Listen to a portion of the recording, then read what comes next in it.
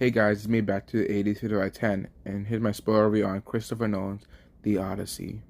And oh my god, where do we start? Just to give you an idea, I did see this movie in IMAX, but I didn't see it on a 70 millimeter IMAX because uh, uh, that's certain 70 millimeter IMAX theaters are not near me. The theater I go to is the Puente Hills Mall, but even though it's not 70 millimeter, that movie looked gorgeous. And seeing it on the biggest screen possible, even though my seats were garbage, beautiful. Just beautiful. And the performances here, like, naming the best performance here is like picking a favorite child. It's impossible because everyone was giving a great performance. From Matt Damon to Tom Holland to Anne Hathaway to Robert Pattinson.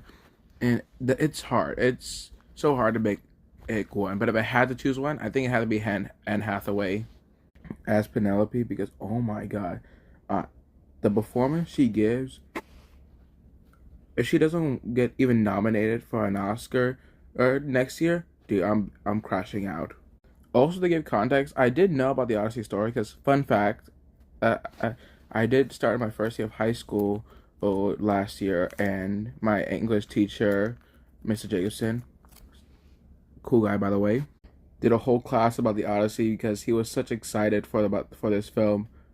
So I did know about a bunch of the story of the Odyssey coming in, but seeing it in the big screen and seeing it on a theater makes me appreciate the story even more because seeing Christopher Nolan visuals, beautiful. But if I had to give a minor complaint, this is more of a nitpick than anything, but I hate the fact that they got rid of the part with the Cyclops where Odysseus confronts him and calls himself nobody.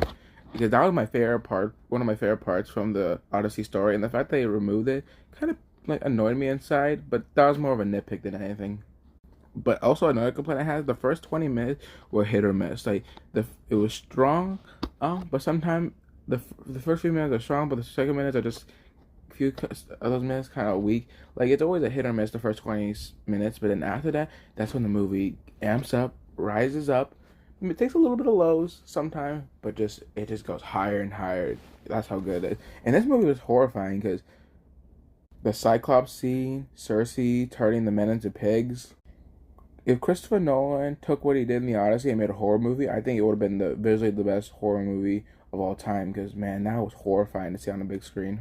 All in all, so far, the Odyssey is my favorite film of this year, and I give it a strong 9.5 out of 10. Bye.